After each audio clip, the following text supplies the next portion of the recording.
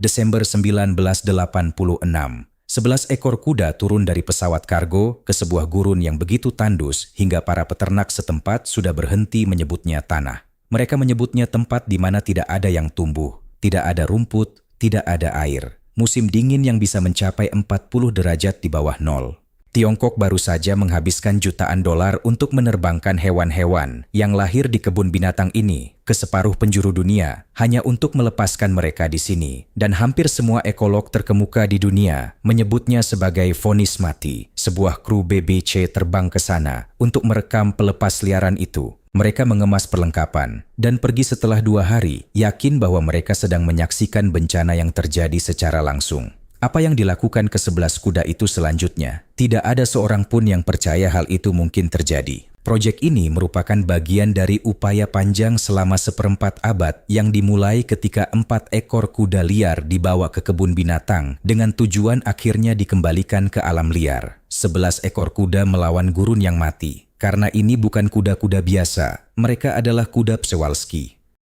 Satu-satunya spesies kuda liar sejati yang masih tersisa di bumi. Sudah punah di wilayah ini selama 17 tahun. Pemerintah Tiongkok baru saja menghabiskan jutaan dolar untuk menerbangkan mereka dari separuh penjuru dunia, dari kebun binatang di Jerman Timur dan Amerika Serikat, lalu melepaskan mereka ke sebuah gurun yang setiap tahunnya menelan 3.000 km persegi lahan baru. Para ekolog terkemuka sudah lebih dulu menyebut proyek ini sebagai vonis mati. Ini adalah hewan-hewan yang sepanjang hidupnya makan jerami dari ember dan minum dari tempat minum otomatis. Kini mereka dilemparkan ke sebuah tempat di mana suhu musim dingin bisa anjlok hingga minus 40 derajat Fahrenheit, sementara puncak musim panas mencapai 104 derajat. Sumber air terdekat bisa berada sejauh 15 km. Tertutup lapisan es padat setebal 10 cm. Kuda-kuda itu sendiri tampak seperti makhluk asing. Tubuh mereka kekar, dengan rambut tegak khas Mohawk yang berdiri lurus ke atas, seperti gambar kuda dalam buku anak-anak. Garis-garis samar menyerupai zebra membentang di sepanjang kaki mereka.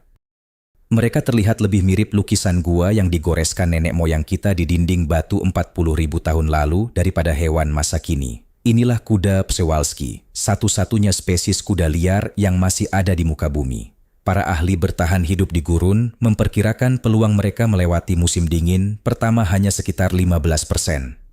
Seorang ekolog yang menulis di majalah Nature menyebut seluruh proyek ini sebagai membuang uang ke tanah yang sudah mati. Pejabat setempat di Kabupaten Jimsar bahkan sudah mulai menyiapkan pernyataan publik untuk menjelaskan bencana yang dianggap tidak bisa dihindari. Dan untuk memahami mengapa ada orang yang mau mencoba sesuatu yang tampak mustahil ini, kita perlu memahami kondisi cekungan Jungar yang sebenarnya pada tahun 1986. Karena ini bukan sekadar kisah konservasi biasa. Ini tentang menyelamatkan seluruh kawasan di Tiongkok dari ancaman menjadi wilayah yang sama sekali tidak bisa dihuni. Sebuah hamparan tandus yang perlahan-lahan memakan Tiongkok dari dalam. Cekungan Jungar tidak selalu menjadi gurun yang gersang. Selama 10.000 tahun, kuda-kuda liar berkeliaran di padang rumput ini.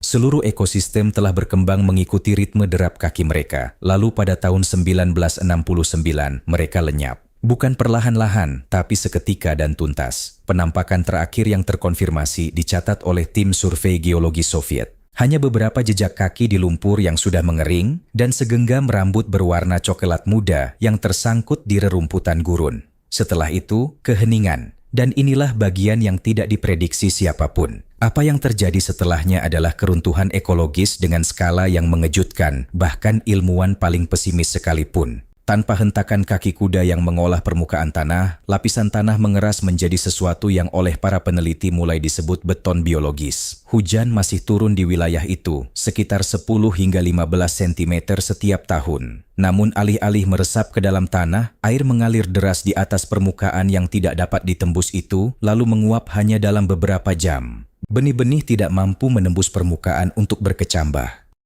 Kadar nitrogen turun begitu drastis, sehingga pada tahun 1974, para ilmuwan mulai membandingkan sampel tanah dari cekungan itu dengan debu bulan. Materialnya masih ada, butiran pasir dan lanau masih tampak sama di bawah mikroskop. Namun cekungan itu telah mati secara biologis, dan kemudian gurun itu mulai bergerak. Citra satelit dari tahun 1982 menunjukkan gurun Gobi meluas dengan kecepatan 70 km per dekade, menelan padang rumput, desa-desa, dan lahan pertanian secara keseluruhan. Jalan raya harus dipindahkan. Jalur kereta api mulai tertimbun pasir. Beijing, yang jaraknya lebih dari 1.000 mil, terus-menerus dihantam badai debu yang berlangsung berhari-hari. Dan ini yang mengejutkan. Pada bulan Maret tahun 1983, satu badai tunggal menumpahkan 43.000 ton lapisan tanah atas cekungan muda ke ibu kota Tiongkok dalam waktu kurang dari 72 jam. Rumah sakit melaporkan lonjakan 300% dalam kasus darurat pernapasan. Orang-orang tercekik oleh gurun yang bahkan tidak bisa mereka lihat, menghirup tanah dari tempat yang berjarak 1.000 mil jauhnya.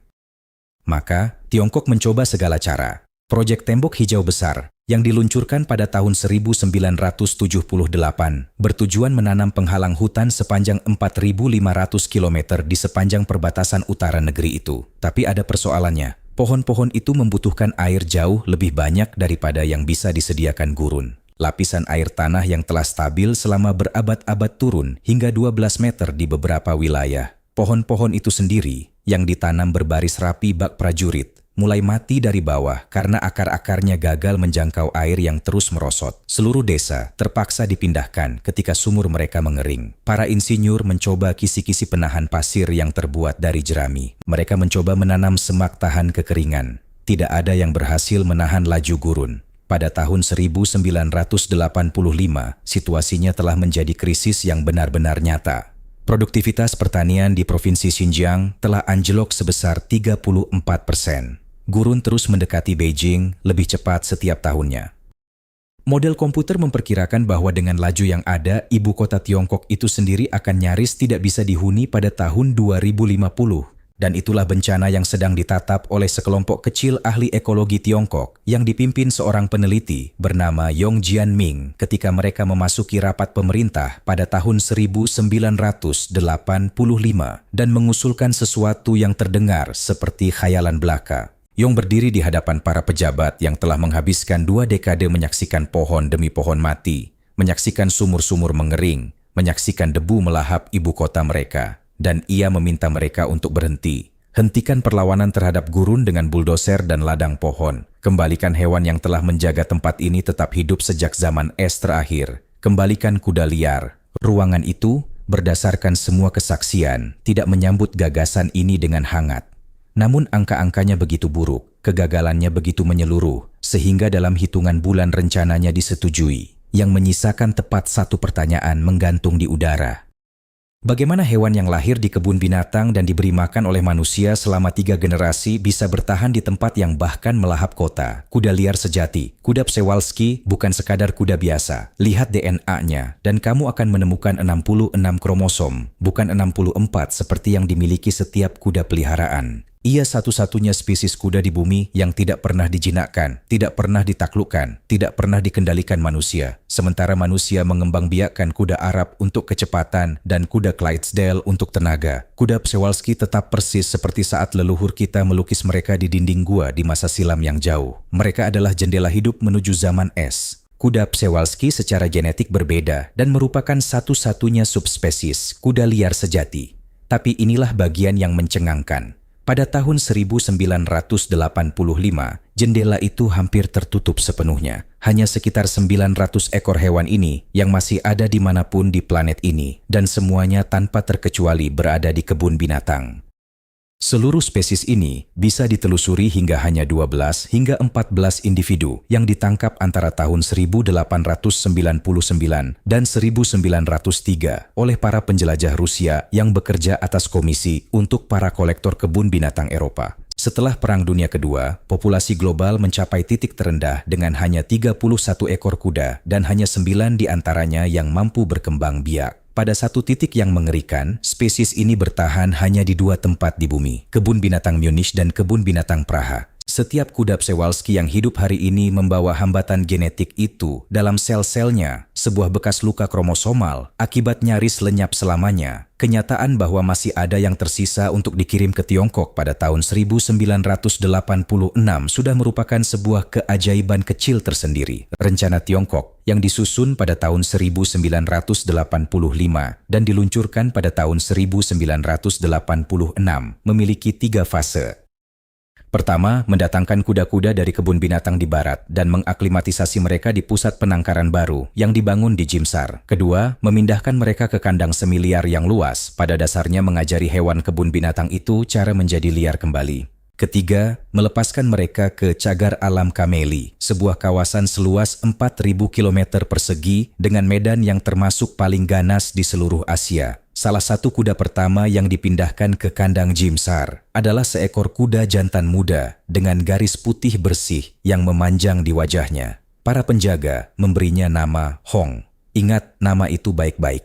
Nah, disinilah semuanya mulai menarik. Argumen Yong kepada pemerintah bukan sekadar bahwa kuda-kuda ini akan mampu bertahan hidup. Ia menegaskan bahwa mereka secara aktif akan membangun kembali ekosistem. Kuda-kuda ini tidak sekadar memakan rumput, katanya. Mereka membentuk lanskap secara menyeluruh, dan begitu kamu memahami hal itu, seluruh cerita ini tidak lagi terdengar gila. Semuanya bermuara pada 3 hal. Yang pertama adalah kekuatan mentah. Setiap kuda memiliki berat antara 600 hingga 800 pon.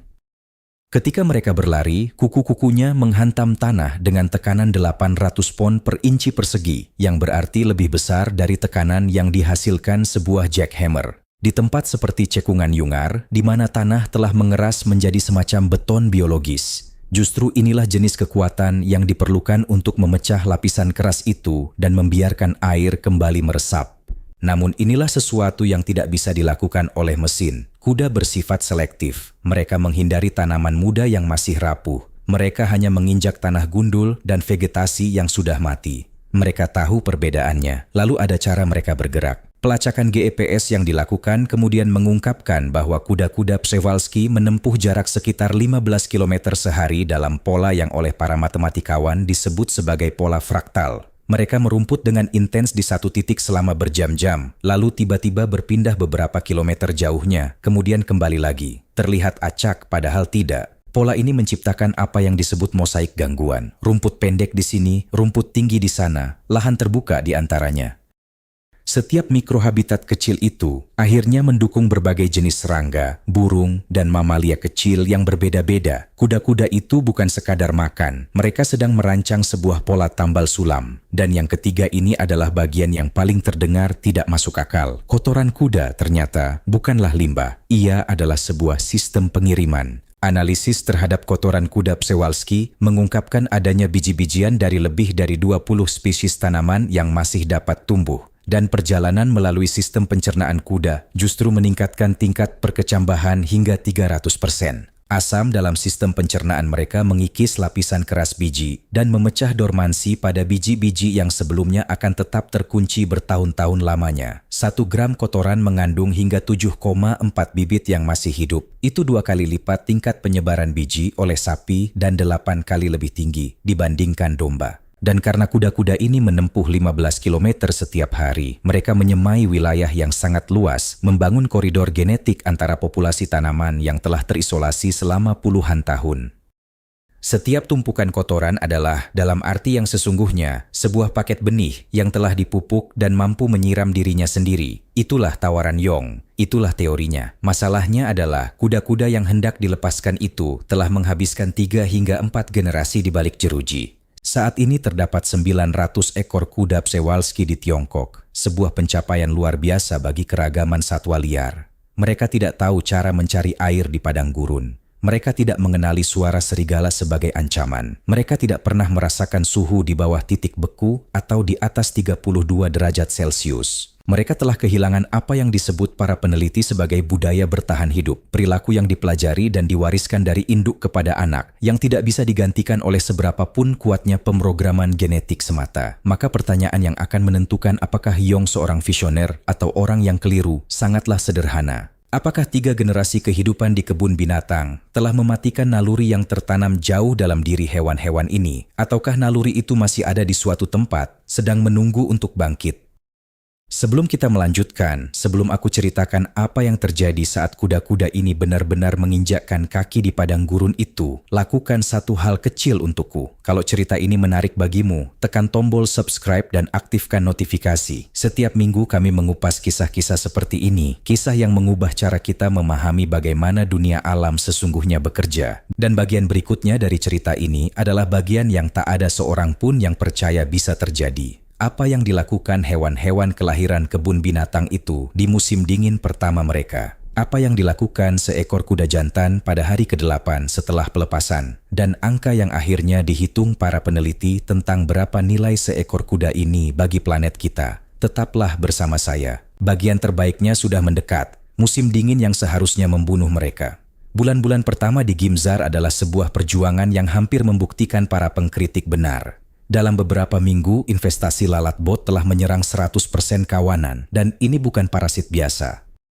Larva-larva itu menggali masuk ke dalam perut kuda, menciptakan luka menyakitkan yang merusak pencernaan mereka tepat di saat mereka membutuhkan setiap kalori untuk bertahan hidup. Kemudian datanglah musim dingin pertama, dan musim dingin pertama itu benar-benar mengerikan. Suhu turun hingga minus 42 derajat Fahrenheit. Kuda-kuda yang terbiasa dengan kandang berpemanas, berkerumun melawan angin beku yang membelah padang gurun seperti silet. Surai Mohawk khas mereka membeku menjadi lapisan es yang begitu tebal, sehingga beberapa kuda tidak sanggup mengangkat kepala dari tanah. Salju mengubur sedikit rumput yang ada di bawah hamparan powder sedalam 3 kaki. Dan disinilah bagian yang paling menyakitkan. Staf di Gimzar, tim milik Yong, mengamati dari balik teropong dan dilarang untuk ikut campur kecuali seluruh kawanan berada di ambang kepunahan. 7 ekor kuda mengalami radang dingin yang parah. 2 ekor kuda betina mengalami keguguran di tengah dingin yang menggigit. Media internasional sudah mulai menulis obituari untuk proyek ini. Jurnal-jurnal konservasi sedang mempersiapkan analisis kegagalan dari apa yang mereka anggap sebagai contoh buku teks yang akan gagal.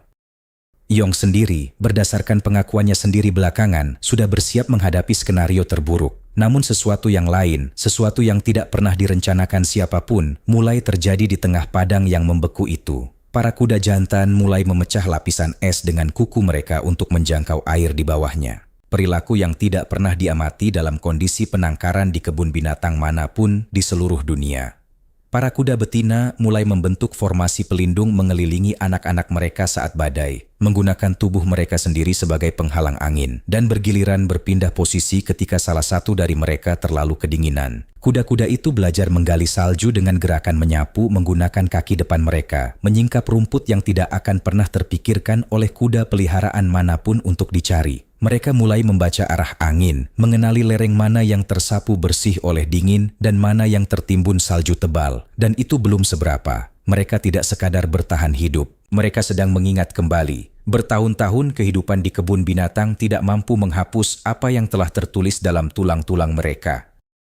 Naluri itu masih ada di sana, tertidur, menunggu. Padang gurun itulah yang membangunkannya. Pada musim semi tahun 1987, perubahan itu berakselerasi jauh melampaui apa yang pernah diproyeksikan proyek ini. Spesies rumput yang tidak pernah terlihat di cekungan itu selama 17 tahun mulai tumbuh di area-area tempat kuda-kuda merumput. Pertumbuhan kompensasi, yaitu fenomena di mana rumput tumbuh kembali lebih cepat dan lebih lebat setelah dipotong, meningkatkan biomasa sebesar 43% di area yang dirumput dibandingkan dengan kontrol yang tidak dirumput. Kuda-kuda itu tidak merusak tanah, mereka justru merangsangnya. Tanah itu sendiri mulai berubah dengan cara-cara yang membuat para ilmuwan yang memantaunya terkejut. Hanya dalam tahun pertama itu saja, kemampuan menahan kelembapan melonjak 23%. Bukan karena curah hujan bertambah, bukan karena iklim berubah, melainkan karena kuku-kuku kuda telah memukul sekitar 10.000 kawah-kawah kecil ke setiap hektar tanah.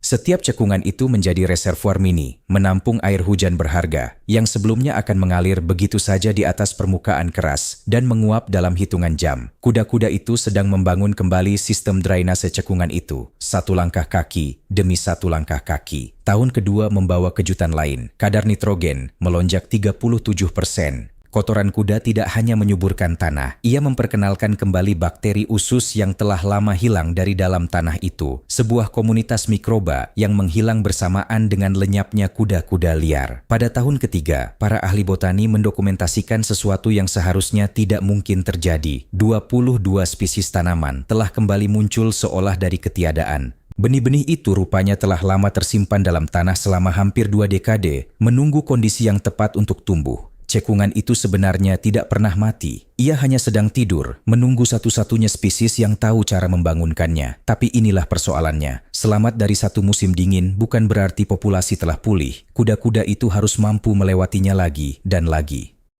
Dan musim dingin kedua yang akan datang akan menguji apakah musim pertama yang luar biasa itu merupakan awal dari sesuatu yang nyata atau sekadar keberuntungan sesaat. Ekosistem itu pun mulai bangkit. Dan ternyata itu bukan keberuntungan semata. Kuda-kuda itu berhasil melewati musim dingin kedua, lalu ketiga, lalu keempat. Begitu tanaman-tanaman kembali tumbuh, segalanya pun mengikuti. Kumbang kotoran yang sudah tidak terlihat di cekungan itu selama 15 tahun kembali hadir dalam jumlah jutaan ekor. Mereka mengubur kotoran kuda ke dalam tanah, semakin menyuburkan tanah, mempercepat siklus pemulihan. Survei lapangan mulai mencatat 43 spesies serangga yang tidak pernah tercatat di wilayah itu selama puluhan tahun. Kehadiran serangga menarik kedatangan burung-burung. Burung layang-layang, burung gandum, dan burung graus pasir berdatangan untuk mencari makan. Mamalia kecil mengikuti jejak burung. Gerbil, pika, tupai tanah, lalu para pemangsa pun kembali hadir. Rubah, elang padang, bahkan sesekali serigala abu-abu mulai terekam dalam jebakan kamera. Setiap spesies baru menambahkan lapisan kompleksitas lain, putaran umpan balik lain yang mendorong pemulihan terus maju. Pada akhir tahun 90-an, kawanan kuda di Jimsar telah tumbuh cukup besar dan cekungan itu telah pulih cukup jauh, sehingga tim Yong mengambil keputusan yang 1 dekade sebelumnya terdengar mustahil. Mereka akan membongkar pagar-pagar itu. Pada bulan Agustus 2001, proyek ini memasuki fase yang paling berani. 27 ekor kuda dipilih untuk dilepas sepenuhnya ke cagar alam Kolomel. Tanpa pagar, tanpa pakan tambahan, tanpa campur tangan manusia dalam bentuk apapun. Hanya kuda-kuda di padang gurun seluas 4.000 km persegi yang tidak pernah melihat sejenisnya selama 32 tahun. Di antara 27 ekor itu terdapat Hong, kuda jantan bermotif putih di dahinya, kini sudah sepenuhnya dewasa dan memimpin haremnya sendiri. Para ilmuwan memasangkan kalung GPS, memasang jebakan kamera, dan menahan napas. Selama seminggu pertama, kuda-kuda itu tetap berada dalam jarak 500 meter dari titik pelepasan, seolah terikat oleh rantai yang tak kasat mata. Mereka berkeliaran dalam lingkaran, mereka merumput dengan gelisah. Mereka terus menoleh ke arah kandang, lalu datanglah hari ke-8, hari ke-8. Waktu baru saja melewati fajar. Angin, menurut catatan lapangan, bertiup stabil dari arah barat laut. Tim GPS di stasiun pemantauan tengah memperhatikan layar, hampir sekadar karena kebiasaan saja. Ketika salah satu titik di peta mulai bergerak, lalu titik-titik di sekitarnya ikut bergerak. Hong telah berdiri dan haremnya berbaris di belakangnya. Ia tidak berkeliaran, ia tidak merumput. Ia berjalan lurus ke arah utara, seolah mengetahui persis kemana ia hendak pergi. Titik-titik itu terus bergerak. 5 km, 10, 15. Tim pemantau mulai melakukan panggilan telepon. Saat Hong berhenti, ia telah membawa haremnya sejauh 30 km ke utara, menuju sumber air yang tidak tercantum dalam satu pun peta proyek ini. Tidak ada yang memberitahunya bahwa tempat itu ada. Tidak ada generasi sebelumnya dari garis darahnya yang pernah melewati jalur itu semasa hidupnya. Ia begitu saja mengetahuinya. Tim berangkat keesokan paginya untuk memastikan apa yang sudah ditunjukkan GPS kepada mereka. Dan di sanalah tempatnya, sebuah kolam bermata air, setengah membeku, tersembunyi di balik punggung bukit yang rendah. Hong berdiri di sampingnya, seolah ia sudah sering mengunjunginya sepanjang hidupnya. Bagaimana ia mengetahuinya, tetap menjadi salah satu misteri terbesar yang belum terpecahkan dalam operasi ini. Mungkin semacam ingatan leluhur, mungkin sesuatu yang tercium di atas angin, mungkin pola dalam geologi yang bisa dibaca kuda, namun tidak bisa kita baca. Dalam 1 bulan, kuda-kuda itu telah membagi wilayah mereka. Para jantan menandai batas-batas wilayah dengan tumpukan kotoran yang sengaja diletakkan di tanah yang lebih tinggi. Tingkat keberhasilan reproduksi alami mencapai 87%, jauh lebih tinggi dari yang mampu dicapai kebanyakan populasi di kebun binatang. Dan anak-anak kuda yang lahir di alam liar itu menunjukkan perilaku yang tidak pernah ditunjukkan kuda-kuda yang lahir dalam penangkaran. Mereka mampu membedakan 23 spesies tanaman berbeda hanya dengan menciumnya. Mereka bereaksi terhadap bayangan elang emas dengan langsung membeku di tempat. Mantel musim dingin mereka tumbuh lebih tebal dibandingkan induk-induk mereka, dan perubahan lanskap kini sudah bisa terlihat dari luar angkasa. Citra satelit memperlihatkan bercak-bercak hijau yang meluas dari wilayah inti kuda-kuda itu ke segala arah, seperti ledakan yang bergerak dalam gerakan lambat. Muka air tanah yang sebelumnya turun 3 cm setiap tahun sejak tahun 1970, akhirnya stabil pada tahun 2003, lalu mulai naik kembali. Kuda-kuda itu telah menghidupkan lagi sebuah pompa hidrologis yang sudah tidak bekerja selama 1 generasi, angka yang meruntuhkan semua model yang ada. Apa yang terjadi di cekungan Yungar mengguncang seluruh keyakinan Tiongkok soal cara melawan penggurunan. Selama 25 tahun, tembok hijau agung dibangun di atas satu asumsi, tanam pohon untuk menghentikan laju pasir. Pada tahun 2010, Tiongkok telah menanam 66 miliar pohon dengan biaya 47 miliar dolar. Dan di banyak wilayah, pohon-pohon itu justru memperparah masalah yang sudah ada, menyedot air dari dalam tanah jauh lebih cepat daripada kemampuan lahan untuk mengisinya kembali. Dan inilah bagian yang seharusnya mengubah segalanya. Sementara program penanaman pohon besar-besaran Tiongkok secara harfiah membuat gurun semakin kering, kuda-kuda itu justru melakukan hal yang sebaliknya. Mereka mengembalikan air ke tanah. Tapak kaki mereka menciptakan titik-titik infiltrasi yang memungkinkan curah hujan yang jarang itu meresap jauh ke dalam tanah. Alih-alih menguap begitu saja dari permukaan, aktivitas merumput mereka menjaga padang rumput tetap hidup, yang hanya membutuhkan 90% lebih sedikit air dibandingkan hutan. Seekor kuda saja mampu meningkatkan retensi air di area seluas 50 hektar setiap tahunnya. Lalu seseorang mulai menghitung dan angka-angkanya tidak lagi terdengar seperti ekologi, melainkan lebih seperti ekonomi. Ketika para ekonom ekologi duduk dan mulai menghitung berapa nilai sesungguhnya seekor kuda Przewalski bagi ekosistem di sekitarnya, mereka mendapatkan angka yang tidak disangka-sangka oleh siapapun. Pemulihan tanah bernilai $12.000 per kuda per tahun, penyebaran benih $8.000, retensi air $15.000, penyerapan karbon $7.000. Dukungan keanekaragaman hayati $5.000, total $47.000 per kuda per tahun. Ketika mereka menghitung angka kumulatifnya, para ekonom menjadi pihak berikutnya setelah kru BBCE dan jurnal-jurnal konservasi yang harus memeriksa ulang hasil mereka sebelum bisa mempercayainya. Karena pada tahun 2023, 11 kuda itu telah berkembang menjadi 534 ekor. Kawanan ini secara efektif mengelola 26.700 hektar lahan, sebuah wilayah yang lebih luas dari banyak taman nasional, menghasilkan manfaat ekologis senilai $25 juta setiap tahunnya. Dan itu pun angka yang konservatif, belum termasuk pariwisata, nilai penelitian ilmiah, atau berapa harga cekungan itu kini dalam pasar kredit karbon. Di antara 534 kuda itu sudah termasuk keturunan-keturunan Hong. Puluhan ekor tersebar di seluruh cagar alam dalam kelompok-kelompok mereka sendiri. Tanah Mati, tempat mereka pertama kali dilepaskan, kini menopang lebih dari 20 spesies tanaman yang tidak pernah tumbuh di sana selama beberapa dekade.